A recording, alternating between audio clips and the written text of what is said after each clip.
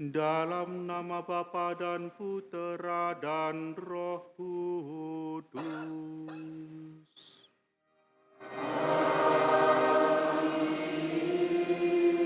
Rahmat Tuhan kita Yesus Kristus, cinta kasih Allah dan persekutuan Roh Kudus bersamamu.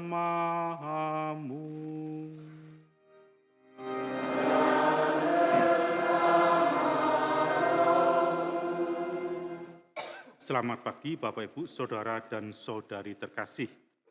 Selamat pagi. Berkah dalam. Hari ini, tanggal 9 November, kita bersama dengan seluruh gereja merayakan pesta pemberkatan Basilika Santo Yohanes Lateran. Mengapa kita rayakan? Karena Basilika Lateran mempunyai arti yang sangat dalam bagi seluruh umat Katolik dimanapun berada. Kalau umat Islam, Masjidil Aqsa menjadi pusat perhatian mereka, maka gereja Katolik selain Basilika Santo Petrus sebagai tempat Satu Bapa menyampaikan wejangannya, maka Basilika Lateran adalah gereja teragung yang menyimpan sejarah panjang gereja Katolik jatuh dan bangun, dan juga mengandung makna spiritual pemersatu seluruh umat Katolik dimanapun berada. Maka pantas kita merayakan pemberkatan gereja Basilika Lateran ini, dan juga kita ingin menggali kekuatan terbesar dari makna sebuah gereja Basilika. Mari kita mengheningkan diri kita sejenak, kita menyesali segala dosa, kekurangan, dan kelemahan kita di hadapan Tuhan dengan rendah hati.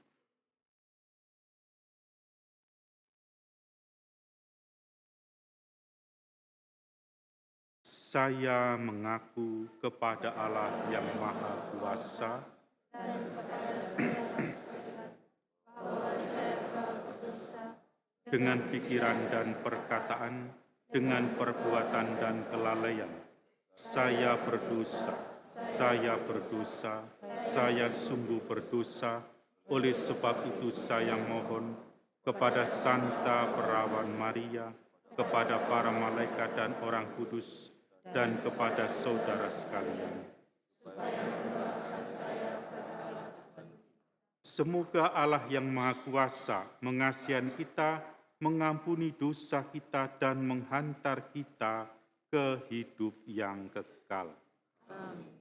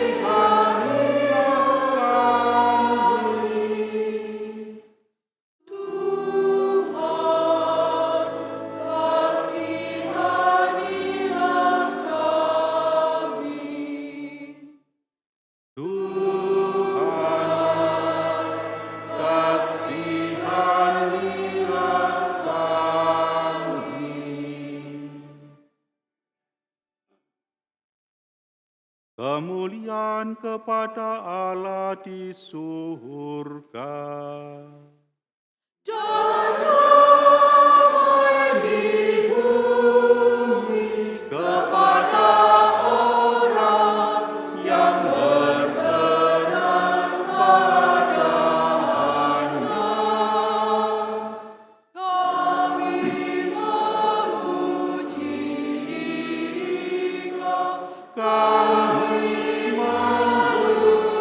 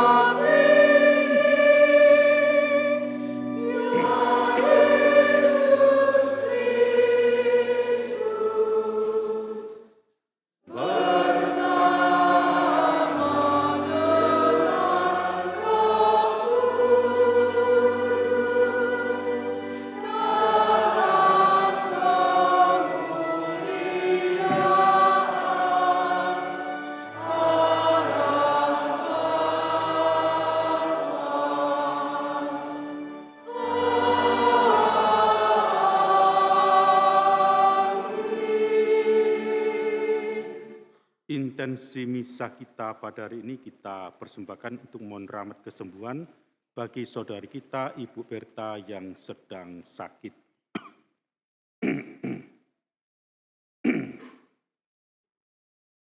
Marilah berdoa.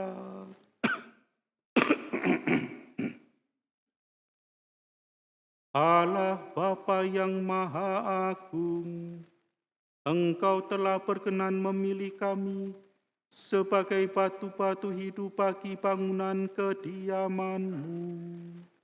Curahkanlah seluruh anugerah roh kepada gereja-Mu, agar umat-Mu yang selalu setia akan rahmat-Mu berkembang dalam pembangunan Yerusalem baru.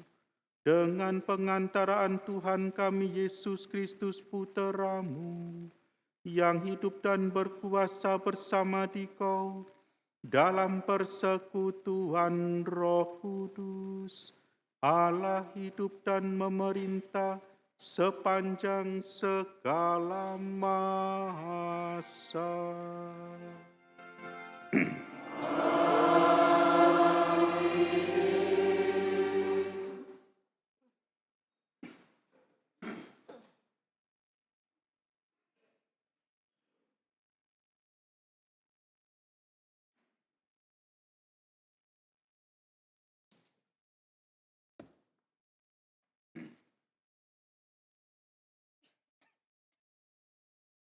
Bacaan dari nubuat Yehezkiel. Sekali peristiwa, aku dibawa malaikat Tuhan ke gerbang bait suci.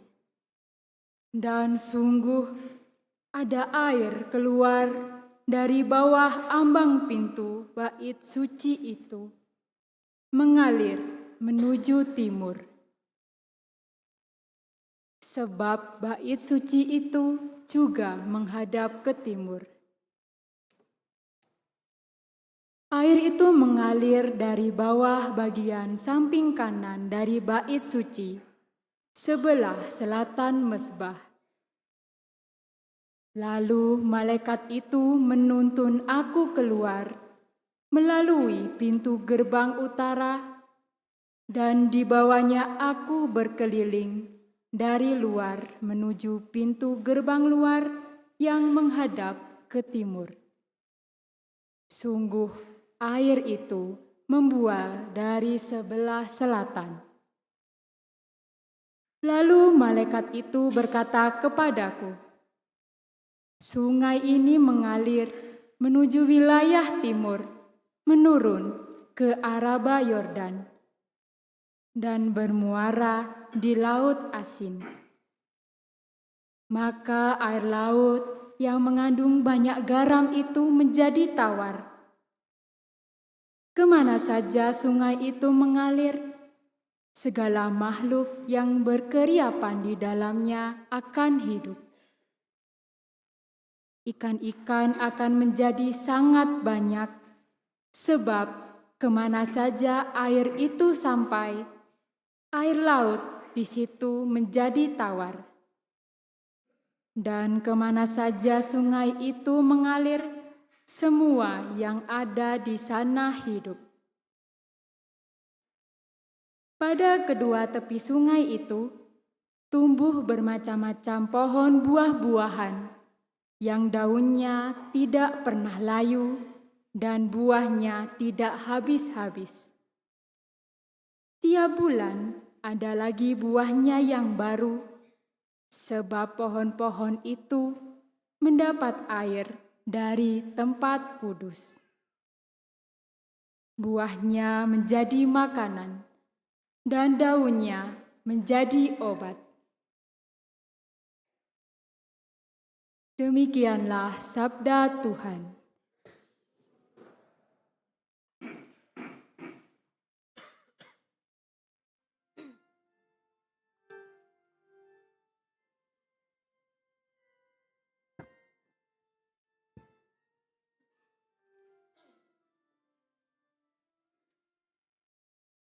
Kota Allah yang maha tinggi disukakan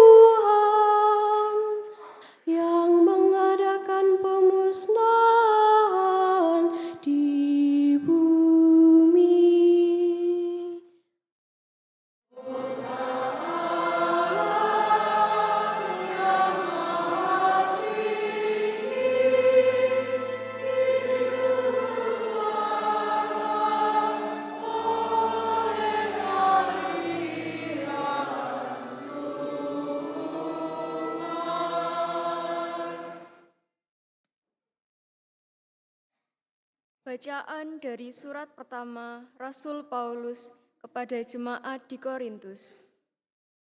Saudara-saudara, kamu adalah ladang Allah dan bangunannya.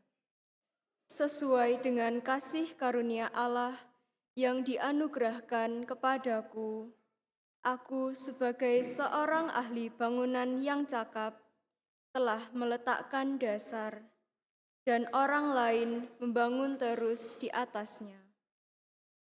Tetapi tiap-tiap orang harus memperhatikan bagaimana ia harus membangun di atas dasar itu.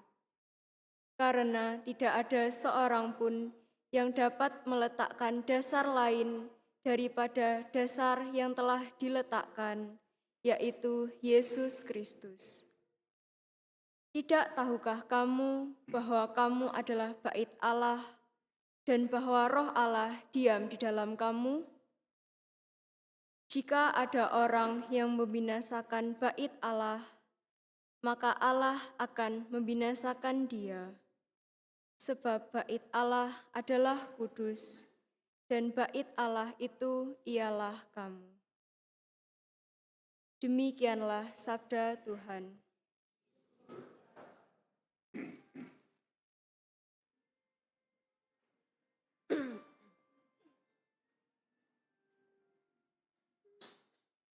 Haleluya, haleluya,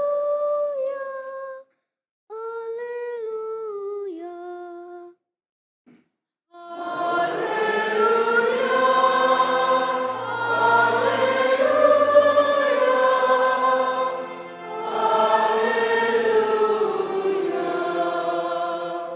Telah kupilih dan kukuduskan rumah ini, supaya namaku tinggal di sini sepanjang masa.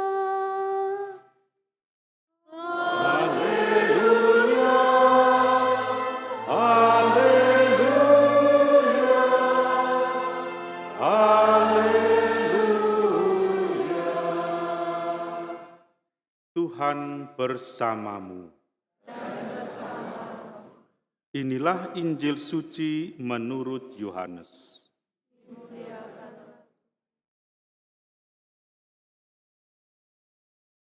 Ketika hari raya Paskah orang Yahudi sudah dekat, Yesus berangkat ke Yerusalem. Di halaman bait suci didapatinya pedagang-pedagang lembu, domba, dan merpati, serta penukar-penukar uang duduk di situ. Yesus membuat cambuk dari tali, lalu mengusir mereka semua dari bait suci, dengan semua domba dan lembu mereka. Uang para penukar dihamburkannya ke tanah, dan meja-meja mereka dibalikkannya. Kepada pedagang-pedagang merpati ia berkata, "Ambil semuanya ini dari sini. Jangan kalian membuat rumah Bapakku menjadi tempat berjualan."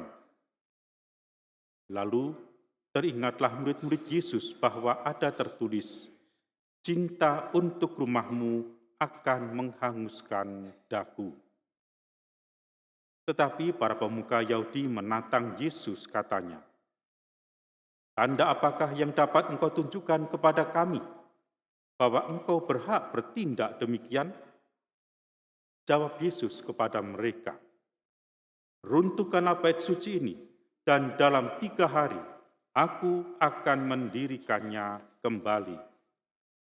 Lalu kata orang Yahudi kepadanya, 46 tahun orang mendirikan bait suci ini, dan engkau dapat membangunnya dalam 3 hari?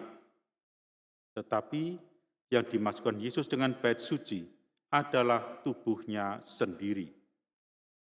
Karena itu, sesudah Yesus bangkit dari antara orang mati, barulah murid-muridnya teringat bahwa hal itu telah dikatakan Yesus. Maka mereka pun percaya akan kitab suci dan akan perkataan yang telah diucapkan Yesus.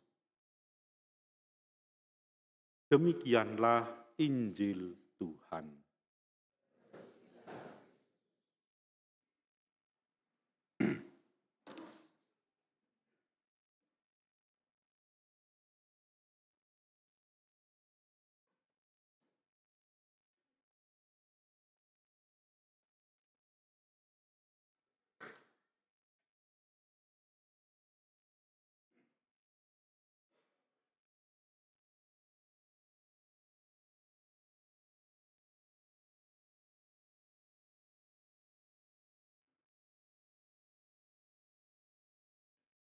Bapak, Ibu, Saudara dan Saudari terkasih, saya tidak akan mengajak Anda untuk mengulas satu demi satu tindakan Yesus di dalam bait suci pada hari ini, tapi saya akan mengajak Anda untuk memusatkan perhatian kepada sapaan Yesus, teguran Yesus kepada pedagang merpati di pelataran bait suci. Ambil semua ini dari sini. Jangan membuat rumah Bapakku menjadi tempat perjualan. Yesus memakai ungkapan yang sudah lama dibuat oleh orang Israel untuk bait suci itu, tetapi lama dilupakan. Rumah Bapa. Memang semula bait suci Yerusalem dibangun oleh Salomo, semula oleh Daud tapi dalam bentuk kemah suci, kemudian oleh Salomo anaknya, dan kemudian dibangun kembali, dirombak, dibangun kembali dengan tujuan hanya satu, untuk menjadi tempat kediaman bagi Allah. Karena itu ketika Daud mengatakan kepada Allah dalam doanya, "Masakan aku tinggal dalam istana yang megah dan Allahku tinggal dalam kemah suci." Lalu Allah sendiri mengatakan kepada Daud, "Masakan engkau yang membangun rumah bagiku? Aku ini pencipta dan penyelamatmu, Allahmu." Dan ini semua dialog antara Allah Yahweh dengan Daud akan menjadi titik kita untuk berpikir tentang bait suci Yerusalem, sehingga menjadi suatu monumen yang sangat penting bagi orang Israel. Bait suci menjadi tempat Allah bersemayam. Allah tinggal dan Allah berjumpa dan menemui umat-Nya. Allah yang bagi orang Israel bagaikan Bapa. Kenapa? Karena Allah ini menyelamatkan Israel dari seluruh perjalanan hidupnya.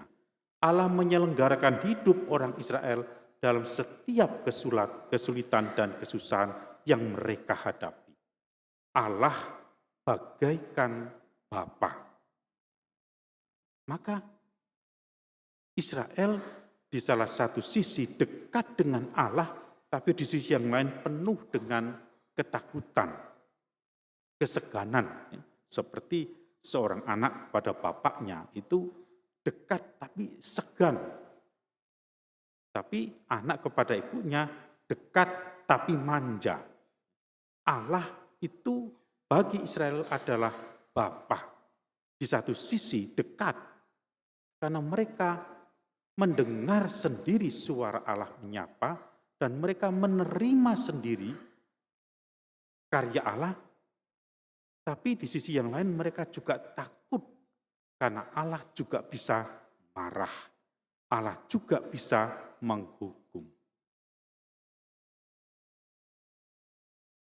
Bait suci tidak hanya menjadi tempat Allah bersemayam, tempat Allah menyambut dan menerima umat Israel, tetapi juga menjadi tempat di mana Allah memberikan, mengalirkan berkat rahmat dan karunia-Nya.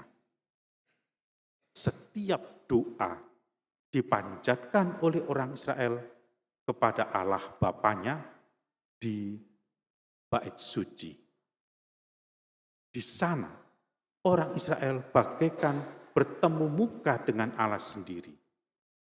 Tapi juga Allah mengalirkan rahmat dan berkat itu melalui bait suci, melalui ibadat, melalui doa, melalui liturgi, melalui pertemuan muka.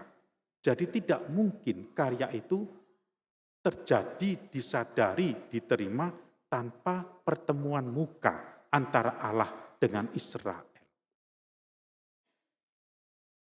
Maka nubuat Nabi Yeskiel yang kita dengarkan dalam bacaan pertama pada hari ini menggambarkan betapa bait suci itu menjadi tempat sumber rahmat, berkat, karunia, dan kehidupan. Dikatakan bahwa air yang mengalir dari bait suci itu menghidupkan semua makhluk hidup. Bahkan mengubah tanaman menjadi obat bagi semua penyakit. Semua tanaman yang mengambil makanannya dari air yang mengalir dari bait suci akan menjadi obat bagi banyak penyakit. Itu berarti Allah mengalirkan berkat dan rahmat. Tidak hanya itu, Allah menawarkan air laut asin,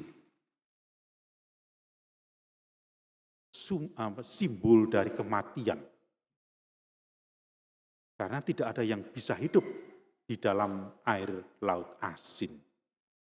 Nah, ketika gambaran air dari bait suci mengalir masuk meresapi air laut asin dan menjadi tawar, maka banyak ikan masuk ke sana dan hidup. Dikatakan juga banyak tumbuh-tumbuhan dan ikan menjadi hidup. Air dari bait suci tidak hanya mengalirkan rahmat, berkat, dan karunia, tapi juga kehidupan. Dan itulah kekuatan Allah, itulah cinta kasih Allah. Maka bait suci menjadi sesuatu simbol, tapi juga kehadiran yang sangat kuat. Orang Israel tidak bisa dilepaskan dari bait suci, baik sebagai simbol gedung maupun sebagai tempat kehadiran Allah.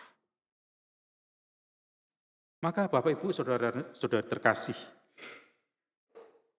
melihat makna yang begitu dalam dari bait suci, lalu melihat juga bagaimana Yesus memperlakukan bait suci itu, lalu juga menyetarakan dirinya dengan bait suci itu.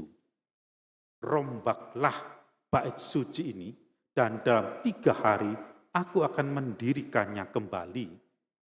Walaupun itu artinya kebangkitan, tapi penyetaraan diri Yesus dengan bait suci juga menghadirkan bahwa bait suci sekarang bukan lagi gedung, tetapi pribadi Yesus menjadi tempat kehadiran Allah yang sedang berkarya dan menyapa.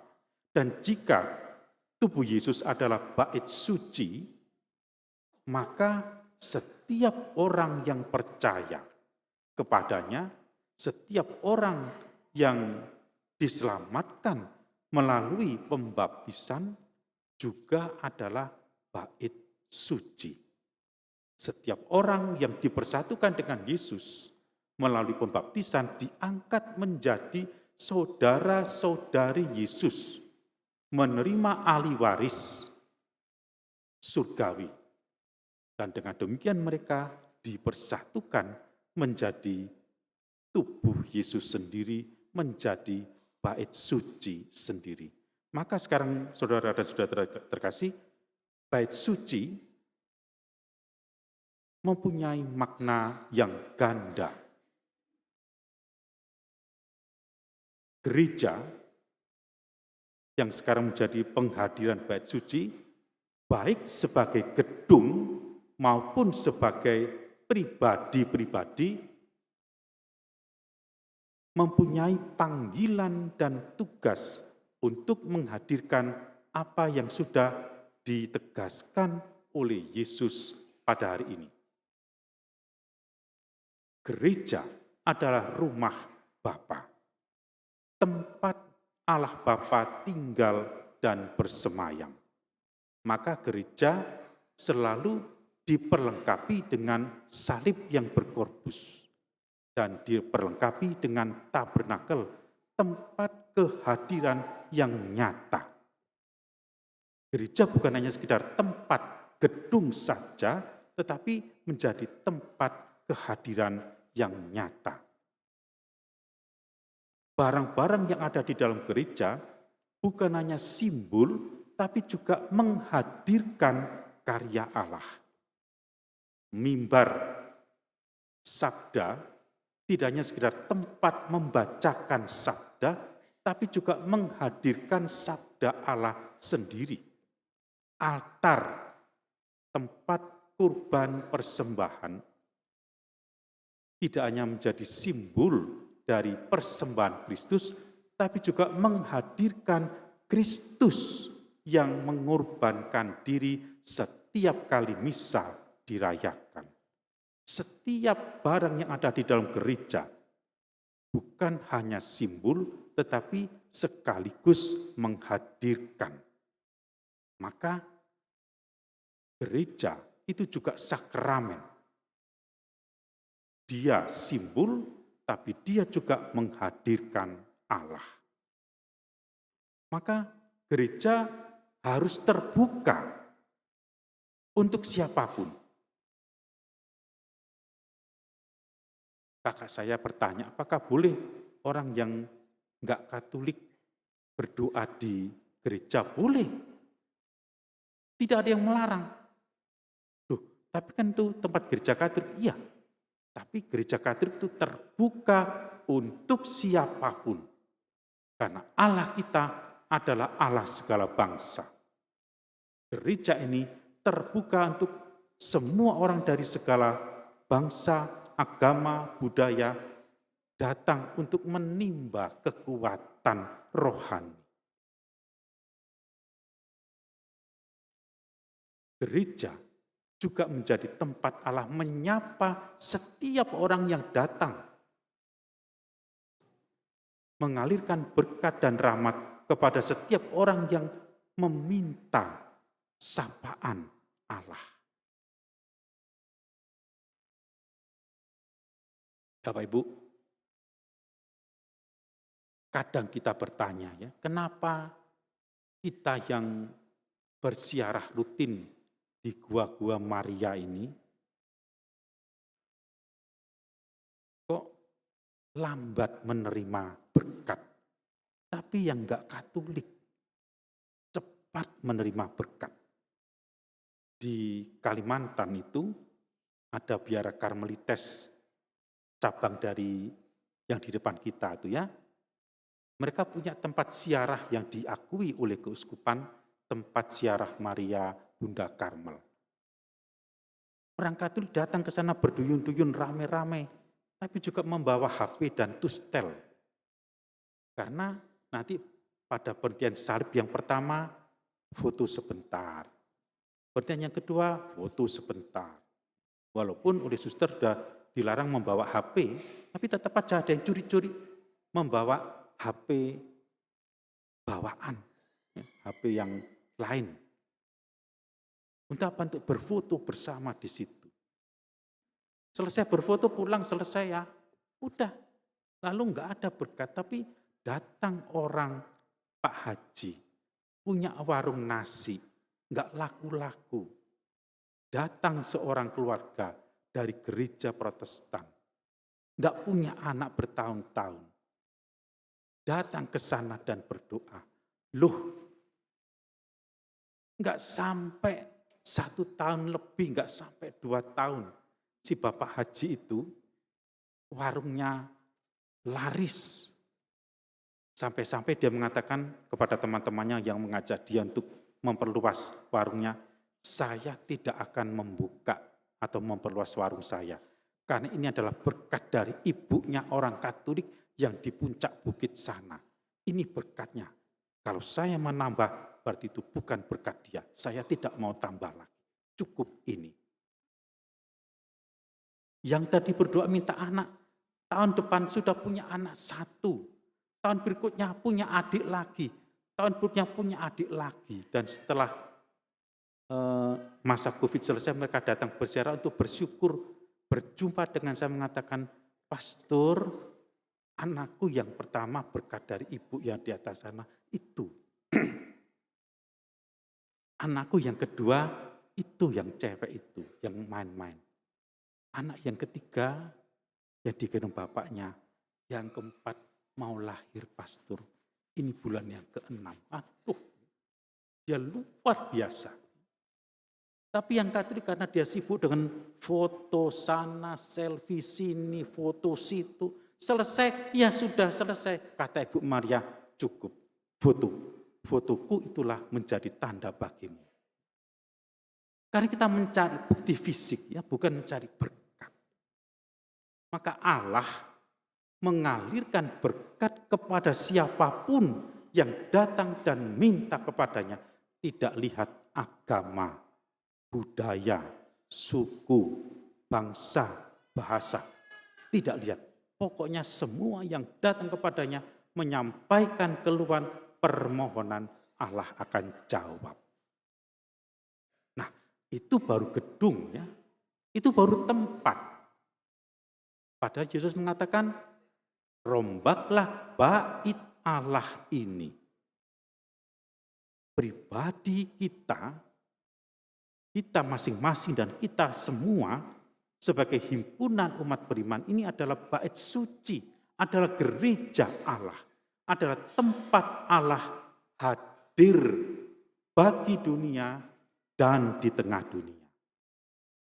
Maka Bapak Ibu, wajah kita harus menghadirkan wajah Allah. Mungkin kita masih ingat Paus Fransiskus di awal jabatannya sebagai Paus mengangkat tahun pertamanya sebagai tahun senyum. Ya. Lalu kita diminta untuk tersenyum. Bahkan juga kalau kita mengalami kesusahan, tersenyumlah. Karena kamu berjumpa dengan orang lain, bukan dengan dirimu sendiri. Tersenyumlah. Senyumanmu itu adalah obat bagi dunia. Kemudian tutur kata kita ini adalah sapaan Allah bagi dunia.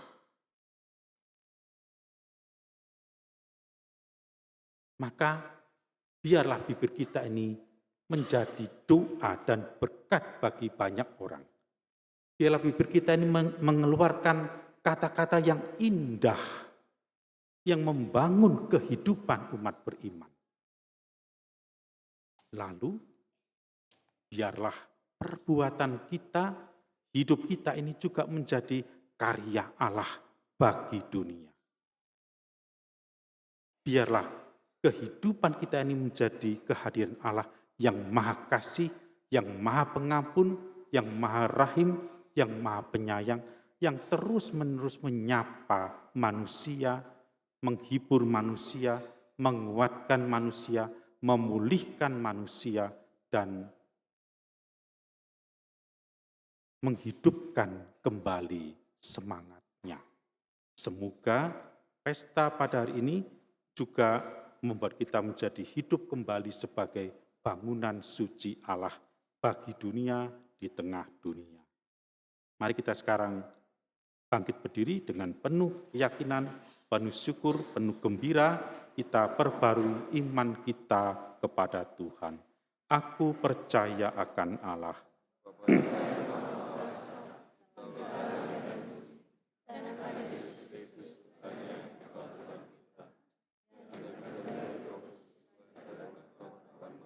Yang menderita sengsara dalam pemerintahan Pontius Pilatus, disalibkan, wafat dan dimakamkan, yang turun ke tempat penantian, pada hari ketiga bangkit dari antara orang mati, yang naik ke surga,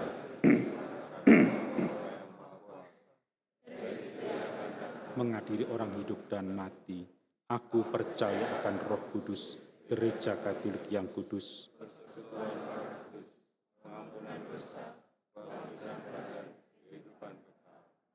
kita panjatkan doa dan intensi kita kepada Tuhan.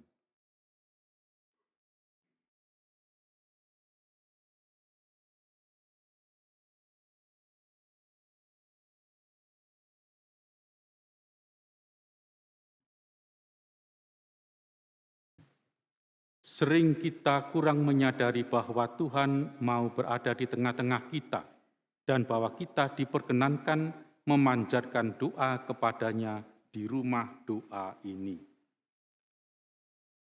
Bagi semua orang umat Katolik, semoga Allah Bapa memperkenankan memasang kita sebagai batu-batu hidup dalam bangunan rohani, dan terutama jadikanlah kita insan berdoa. Marilah kita mohon. Kabulkanlah doa kami ya Tuhan. Bagi masyarakat kita, semoga Allah Bapa menerangi masyarakat di sekitar kita agar memandang kesaksian hidup umatnya sebagai tanda penyelamatan olehnya. Marilah kita mohon. Kabulkanlah doa kami ya Tuhan. Bagi para gelandangan yang tidak mempunyai tempat tinggal tetap, semoga Allah Bapa membantu para gelandangan yang beriman tetap merasa kerasan di dalam gereja dan bertemu dengan orang-orang yang mau membantu. Marilah kita mohon. Kabulkanlah doa kami ya Tuhan. Bagi diri kita, semoga Allah Bapa membantu kita agar menemukan cara-cara yang lebih nyata dalam menghayati cinta kasih kepada sesama yang benar-benar memerlukan bantuan kita. Marilah kita mohon. Kabulkanlah doa kami ya Tuhan. Bagi kepentingan paroki, Allah Bapa yang Maha Agung, dampingi dan sertai kami umat paroki Gembala Baik Batu, agar senantiasa hidup rukun dan bersatu padu, saling menghormati, menghargai, dan melayani satu sama lain demi kemuliaan nama-Mu.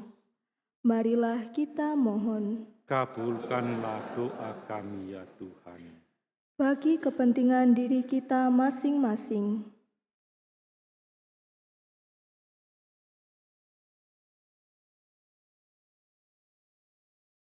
marilah kita mohon. Kabulkanlah doa kami ya Tuhan. Untuk wujud dari saudari kita Ibu Berta yang sedang sakit, Tuhan Maha Rahim, kiranya Engkau berkenan berbelas kasih kepada saudari kami ini, hadir di dekat dia, mengulurkan tangan-Mu dan memberikan rahmat dan daya kesembuhan kepadanya. Marilah kita mohon. Allah Bapa di surga, Engkau hadir di tengah-tengah kami, di dalam gedung batu maupun di dalam diri kami yang lemah ini. Maka kabulkanlah doa-doa kami dan penuhilah hasrat keinginan kami dengan pengantaraan Kristus Tuhan kami.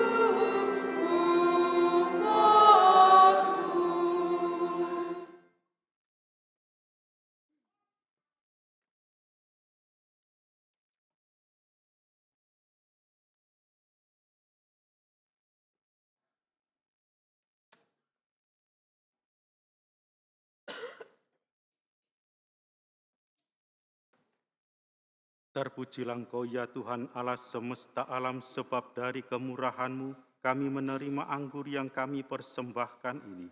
Inilah hasil dari pokok anggur dan dari usaha manusia yang bagi kami akan menjadi minuman rohani.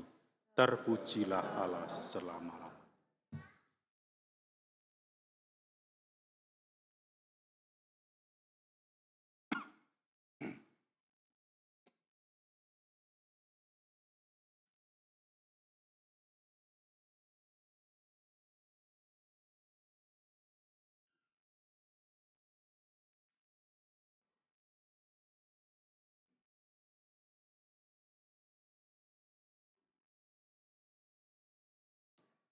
Berdoalah saudara dan saudari supaya persembahanku dan persembahanmu ini berkenan pada Allah Bapa yang Maha Kuasa.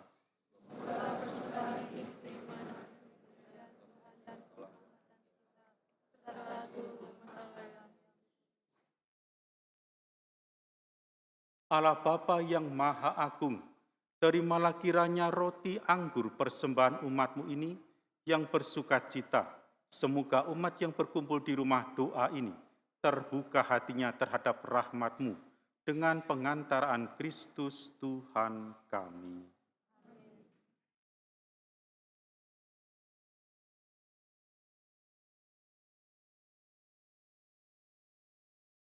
Tuhan serta-Mu.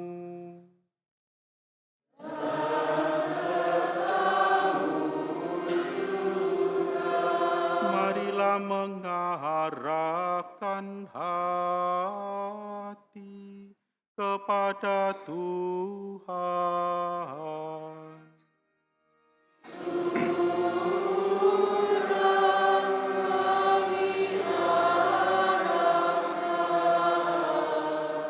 Marilah bersyukur kepada Tuhan Allah kita.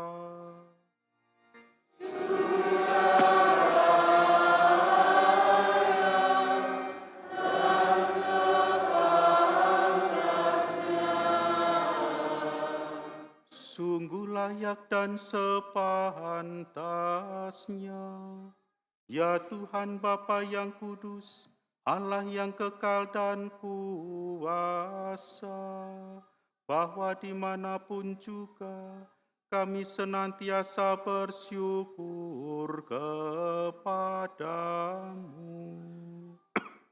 Sebab Engkau sudi mendiami rumah sembahyang ini, agar dengan bantuan rahmat-Mu kami menjadi tempat kediaman Roh Kudus yang indah dan berseri karena hidup suci.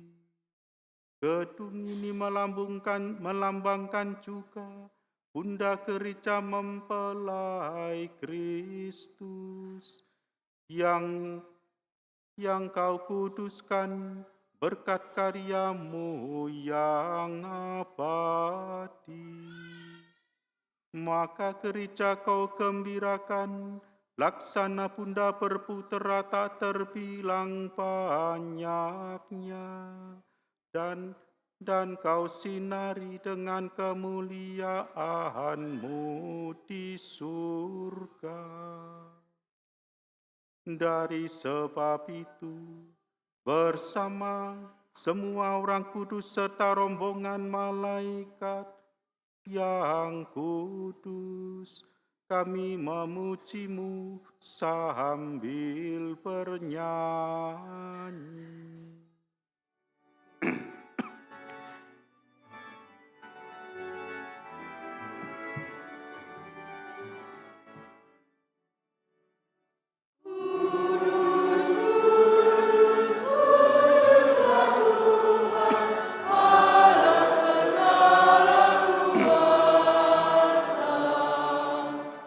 Surga dan bumi penuh kemuliaan.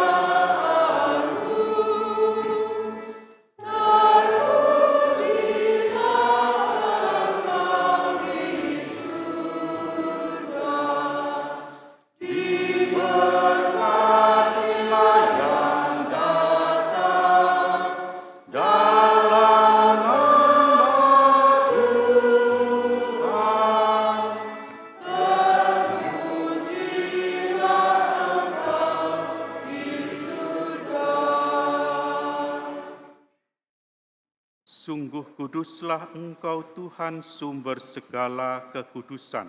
Maka kami mohon, kuduskanlah persembahan ini dengan pencurahan roh-Mu, agar bagi kami menjadi tubuh dan darah Tuhan kami, Yesus Kristus. Ketika Dia diserahkan untuk menanggung sengsara dengan rela, Dia mengambil roti, dan sambil mengucap syukur, Dia memecah-mecahkan, lalu memberikannya kepada murid-murid-Nya seraya berkata, "Terimalah dan makanlah kamu semua. Inilah tubuhku yang kuserahkan bagimu."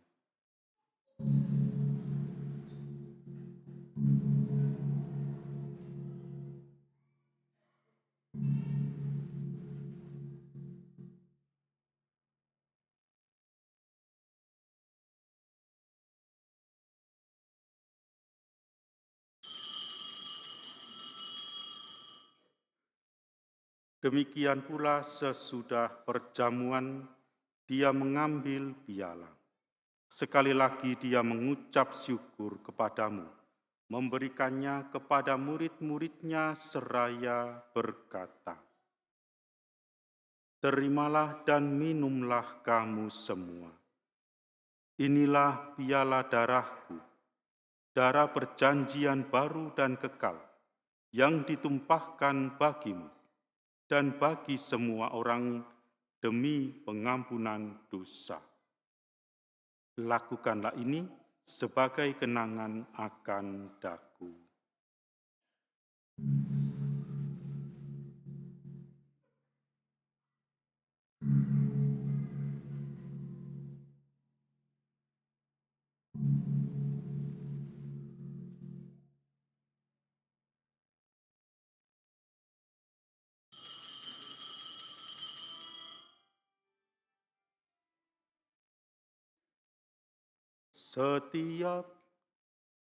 Marilah mewartakan misteri iman kita.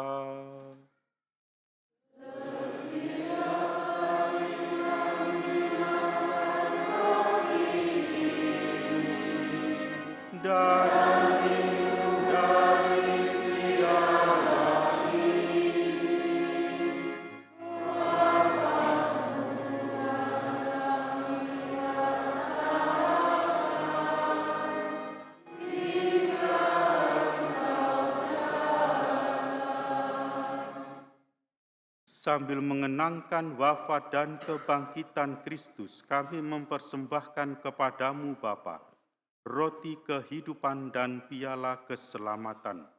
Kami bersyukur, sebab kami Engkau anggap layak menghadap Engkau dan berbakti kepadamu. Dan kami mohon, semoga kami yang menerima tubuh dan darah Kristus dihimpun menjadi satu umat oleh Roh Kudus.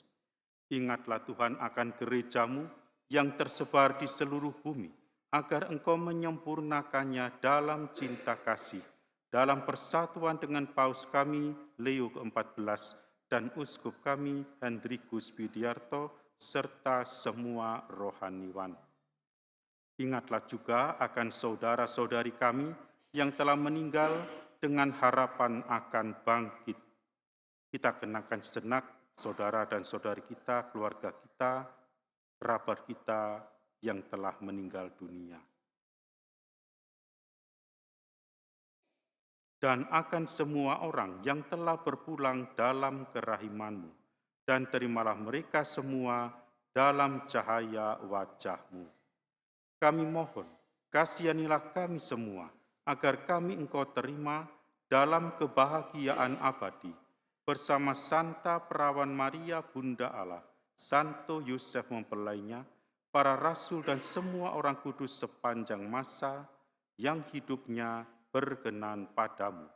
Semoga kami pun Engkau perkenankan turut serta memuji dan memuliakan Dikau dengan pengantaraan Yesus Kristus Putra-Mu. Dengan pengantaraan Dia, bersama Dia dan dalam Dia.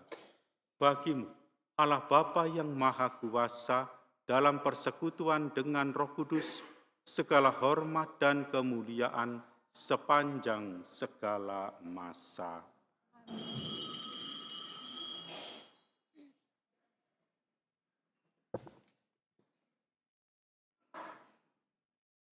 Atas petunjuk penyelamat kita dan menurut ajaran ilahi, maka beranilah kita berdoa.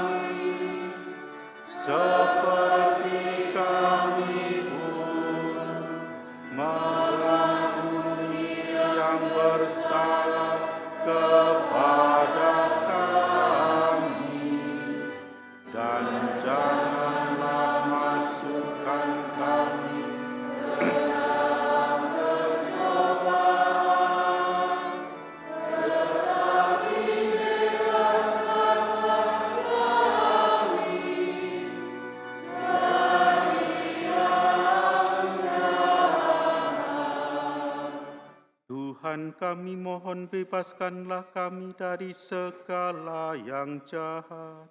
Sudilah memberi damai sepanjang hidup kami, supaya kami yang telah dikuatkan oleh kelimpahan belas-belas kasih-Mu, selalu bebas dari dosa dan dijauhkan dari setiap gangguan, sambil menantikan harapan yang membahagiakan dan kedatangan penyelamat kami, Yesus Kristus.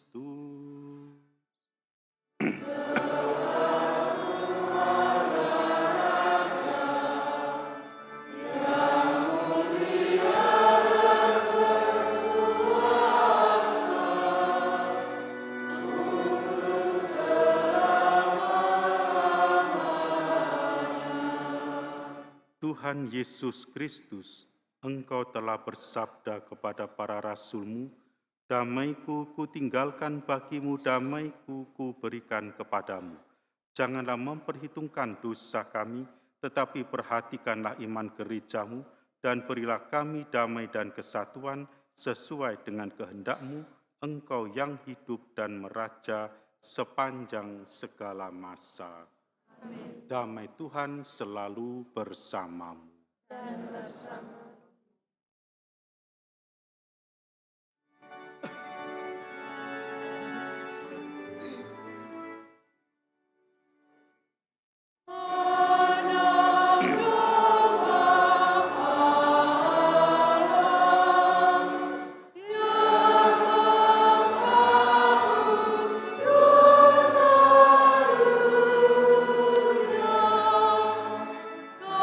Kasih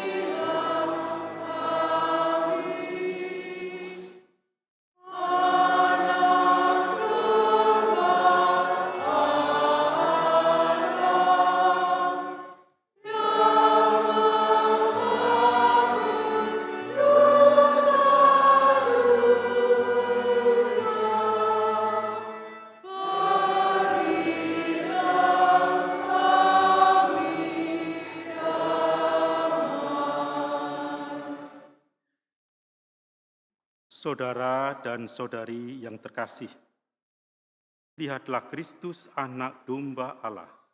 Lihatlah Dia yang menghapus dosa dunia, dan berbahagialah kita semua yang diundang ke perjamuan anak domba.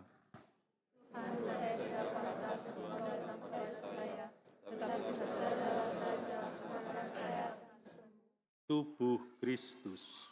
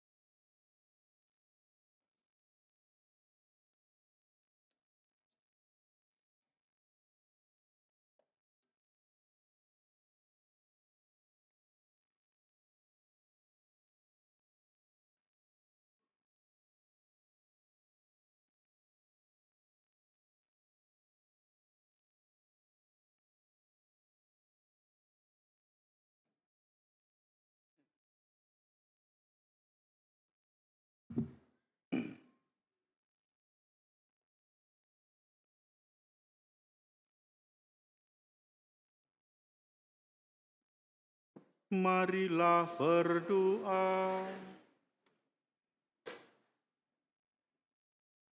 Allah Bapa yang Maha Agung, di dunia ini Engkau telah sudi membangun gerejamu sebagai lambang Yerusalem surgawi.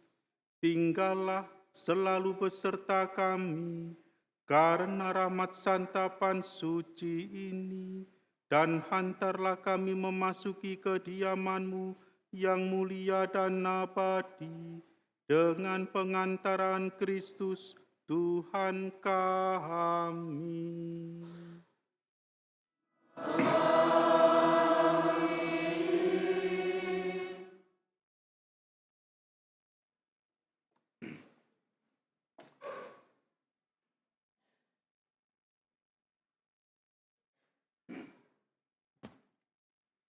Pengumuman gereja minggu ini. Dana kolekte minggu tanggal 1 dan 2 November sebesar Rp14.519.691. Dana mandiri paroki minggu tanggal 1 dan 2 November sebesar Rp3.580.000. Bidang pewartaan mengundang Ketua Lingkungan atau Stasi beserta 2 orang bidang pewartaan untuk mengikuti animasi Advent pada hari Minggu 16 November 2025 pukul setengah 10 sampai 12 siang di Aula Gereja. Dalam rangka menyambut Natal 2025, Serikat Sosial Vicentius Santa Elizabeth akan mengadakan aksi bingkisan Natal yang akan dibagi pada tanggal 14 Desember 2025. Kami mengundang peran serta Bapak, Ibu, dan Saudara sekalian untuk berpartisipasi dalam bentuk uang maupun sembako. Info selengkapnya dapat dibaca di Mingguan Gembala Baik. Karena ada pekerjaan penguatan plafon gereja, maka mulai besok, tanggal 10 November sampai dengan tanggal 18 November, misa harian ditiadakan. Umat dapat mengikuti misa di Kapel Karmelites atau di Kapel Karmel. Akan diadakan Yubelium Orang Muda Katolik Dekenat Malang, Kota 1 dan 2, usia 16 sampai 35 tahun pada hari Minggu tanggal 16 November 2025 di SMAK Santo Albertus dan Gereja Katedral Malang. Mengingat pentingnya acara ini, hendaknya orang tua mengikut sertakan putra-putrinya untuk mengikuti acara ini. Kemudian TKK, SDK, SMPK, dan SMA Kambatu membuka pendaftaran murid baru tahun pelajaran 2026-2027. Untuk info selengkapnya dapat dilihat di papan pengumuman gereja. Akan saling menerimakan sakramen pernikahan. Catherine Virginia Ratnasari, putri mendiang Bapak Antonius Lesmana, dan Ibu Maria Eviani dari lingkungan Santo Albertus, Pesanggerahan Utara, akan menikah dengan Sylvester Detianus Gea dari Paroki Maria Bunda Karmel, Jakarta pada tanggal 25 November 2025 di Biara Roh Kudus SPD Batu. Pengumuman pertama. Barang siapa mengetahui halangan pernikahan pasangan tersebut, mohon memberitahukan kepada pastor paroki. Demikian pengumuman gereja, terima kasih atas perhatiannya, berkah dalam.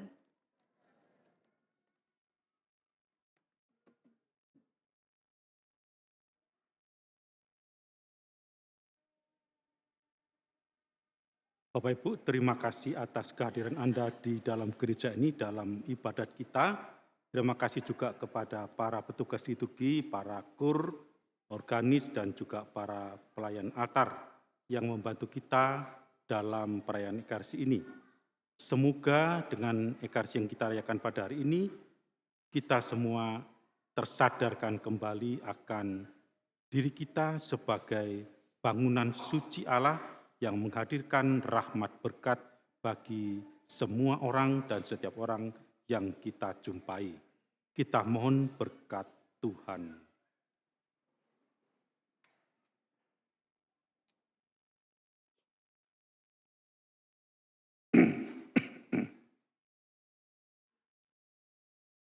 Tuhan bersamamu.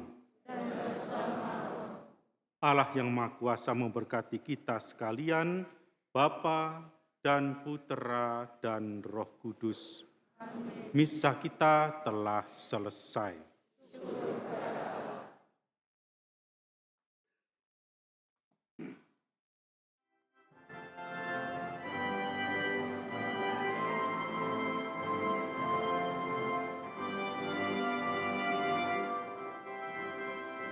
Buat paroki Gembala